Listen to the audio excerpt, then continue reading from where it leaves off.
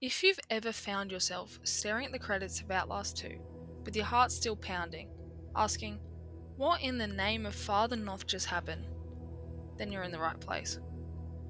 Outlast 2 isn't just a horror game. It's a descent into madness, religious fantasism, and the darkest of the human physique. Today, we're doing a deep dive into the story of Blake and his wife Lynn, and the nightmarish cult of Temple Gate. We'll uncover the truth behind the Antichrist, the Murkoff Corporation's role, and that mind-bending ending. Stick around, because by the end of this, you'll never look at Outlast the same way again. Outlast 2 begins with an investigative journalist, Blake, and his wife Lynn, traveling to rural Arizona. Their mission? To uncover the truth behind the mysterious death of pregnant Jane Doe, later revealed to be Anna Lee, a 15-year-old girl who escaped the cult of Temple Gate. But the helicopter crashes in the desert, stranding Blake in a village ruled by the Doomsday Cult led by Prophet Salvian Noth. Blake's journey starts with a surreal, nightmarish visions, like waking up at his childhood school, where something unspeakable lurks in the halls. But the real horror begins when he stumbles into Temple's Gate. The villagers believe their end times are near, and they're willing to slaughter anyone who stands in their way, especially Lynn, whose unborn child they've declared the Antichrist. But here's the twist. Murkoff is pulling the strings. Notes reveal they've been experimenting on the cultists, using radio frequencies to induce hallucinations, just like the Mount Massive Asylum in Outlast 1. The cult isn't just crazy, they've been engineered to be this way. From an immaculate conception of a nuclear-level explosion, Outlast 2 left us with one of the most brutal and beautifully ambiguous endings in horror gaming history. But the story doesn't end there. The community has spent years of digging through the lore and every bloody pixel of the game just to piece together the truth. Today we're diving headfirst into the madness of Temple Gate to explore the best and most compelling fan theories out there. Is it an all-sophisticated mind control experiment by Murkoff? Was it the entire town suffering from a fungus-induced psychosis? Or was it just descent into one man's personal guilt-ridden hell? We're breaking it all down. So, grab your camera, because you're gonna need it. The towers around the lake? They just weren't for show. They were broadcasting signals, just like the first game. Noth's quote-unquote visions, his cult madness, all induced. And when the storm hit, the signals went haywire. That wall rider, yes, that wall rider, was drawn to the chaos like a moth to the flame. Lynn wasn't just seeing things, she was telling Blake the truth. That baby, it wasn't real. Or at least, it wasn't human. Theory 1. The baby is the new wall rider. Outlast wall rider wasn't just a ghost. It was a swarm, a hive, mind born from suffering. And in Outlast 2, it found a new host, Lynn's baby. Noth knew there was something wrong. That's why he ordered every baby killed. He sensed the wall rider's influence. But Val, she wanted it. The heretics were already corrupt, their minds broken by Murkoff's signals. And when Lynn arrived, pregnant, vulnerable, the wall rider saw its chance. The crash wasn't an accident. The wall rider wanted her here. And when that baby was born, Blake saw a miracle. Lynn saw nothing, because the wall rider wasn't just in the baby, it was the baby. That final explosion? That wasn't just the towers overloading.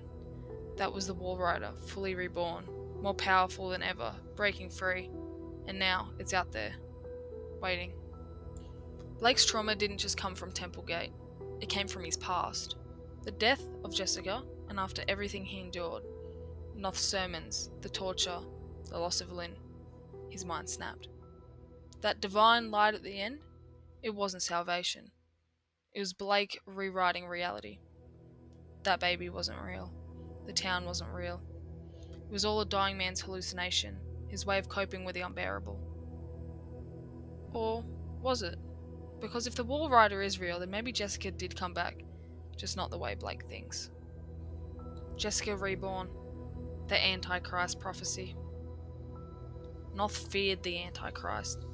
Val wanted to birth it, and Murkoff, they engineered it. The wall rider isn't just a monster. it's a weapon. And Jessica? She's its new vessel. Born from trauma, fed by Murkoff's signals, and raised in a world of madness. The ending isn't just a happy reunion, it's a warning. The game shows us Jessica's death in reverse, because she's not just back, she's different. The Wall Rider doesn't just possess, it recreates. And Blake? He's not in control anymore. Something else is speaking through them. Something that's been waiting. Almost like a host for Jessica. Luther Milk was innocent. Blake was the monster. What if the real villain was Blake himself? Luther Milk wasn't the one who'd hurt Jessica. Blake did. And his guilt? It twisted his mind, turned Luther Milk into a monster in his dreams, because the real monster was him all along. Think about it. Luther Mitch was the perfect scapegoat. A creepy priest with a birthmark? Easy to blame. But Blake's nightmares aren't about trauma. They're about confession. The demon wasn't Luther Mitch. It was Blake's own sin. And Templegate? Maybe that was his punishment. Let's start by going over the game itself. The helicopter crashes, separating Blake and Lynn. The pilot is found skinned alive, hinting at something far more sinister in these woods. Part 1. The cults. Blake soon realizes he's in the middle of a religious war between two groups. Number 1. The Christian, led by Prophet Noth. They believe Lynn's unborn child is the Antichrist and must be killed. 2. The Heretics, a rival cult that worships the Antichrist and want Lynn's baby for themselves. There also is a third faction, the Scald, outcasts living in the woods who sees Blake as their messiah. Why is Blake different? The mysterious flashes of light affect everyone except Blake, suggesting he's connected to something supernatural. Part 2. Blake starts having vivid, terrifying visions of his Catholic elementary school, where Jessica Gray killed herself. These aren't just nightmares, they're repressed memories of what really happened. Blake meets Ethan, a villager whose daughter Anna Lee was by Noth, got pregnant, and was murdered. Ethan tried to protect her, but the cult sacrificed her anyway. This mirrors Lynn's situation. Both women were targeted for their unborn children. Noth tortures and kills his own followers if they disobey. Part 3. The Skuld's rebirth. They believe Blake is their saviour and try to rebirth him by nailing him to the cross, burying him alive. This mirrors Jesus' crucifixion, but with satanic twists. The final vision. After escaping, Blake has his most revealing hallucination, the truth about Jessica's death. What really happened? Blake and Jessica were close in 4th grade, but Blake had a crush on Lynn. One day, Father Luther Milk, the priest at their school, catches them holding hands. He interrogates Jessica alone, and Blake leaves her despite her fear. Blake later finds Jessica beaten unconscious by Luther Milk. She herself soon after, and Blake blames himself for abandoning her. Why is this haunting Blake now? His guilt over Jessica is resurfacing because history is repeating itself. He's always failing to protect another woman, in this case being Lynn. Part 4. The final escape and the ending. The birth and the betrayal. Blake and Lynn finally reunite, but it's too late. Lynn gives birth in the chapel and dies shortly after, not realizing all his followers are dead.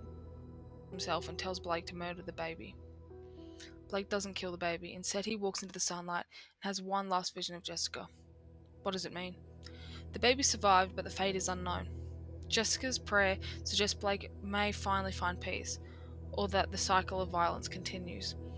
Some theories say the baby is the Antichrist, others believe that it's just a child caught in madness. Was it all real? The flashes of light, the demon, the blood rain, were all supernatural events, or is Blake losing his mind? The game leaves it open to interpretation, but one thing is clear. Blake's guilt is shaped by his reality. The cults were real, but his visions were his own hell. My final thoughts and theories about the whole gameplay in itself. What happened to Blake and the baby? The optimistic theory is Blake escapes with the baby, breaking the cycle. The dark theory, the baby grows up to be evil, fulfilling the cycle. Psychological theory, none of it was real and Blake actually died in the crash, hallucinating the whole thing. Why does Jessica appear at the end?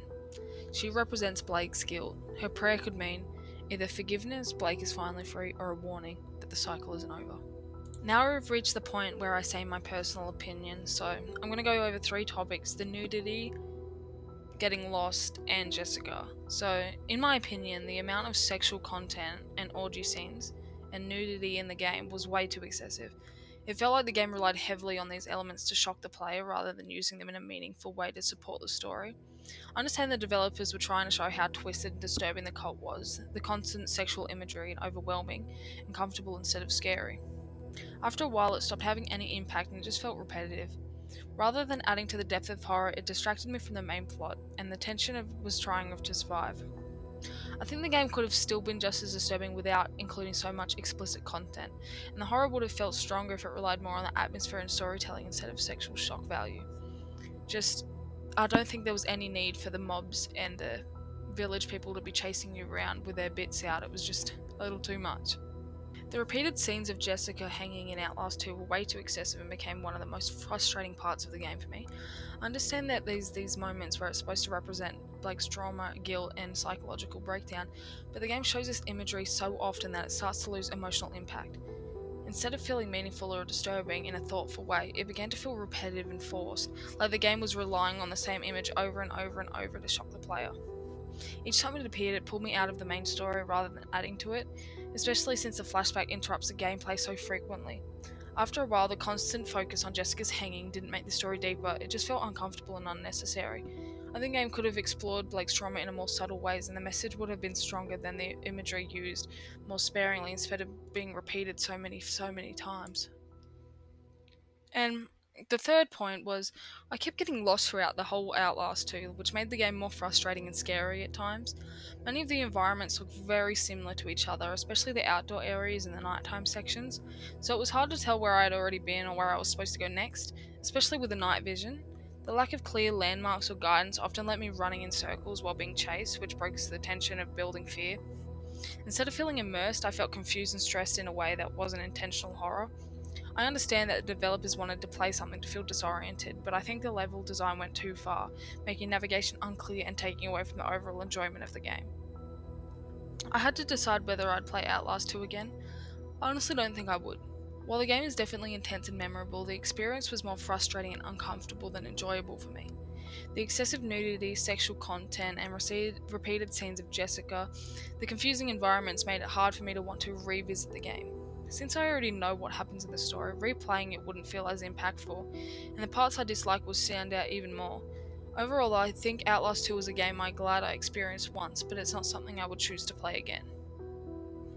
If I had to say whether I would recommend Outlast to a friend, I'd be very cautious on who I'd suggest it. I probably wouldn't even suggest it to someone who gets uncomfortable with nudity or sexual content, or even disturbing imagery, because the game has way too much of that for my taste.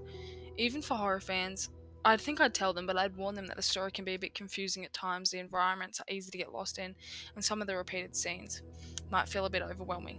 I only recommend it to someone who really enjoys intense psychological horror and is prepared for graphic and shocking content, but even then I'd tell them to expect a lot of moments that are more disturbing than fun. I've been Critical Fate. Thank you for watching my deep dive on Outlast 2. If you were interested, my gameplay is on my channel, and leaving a like or subscribing can help me out a lot. Thank you.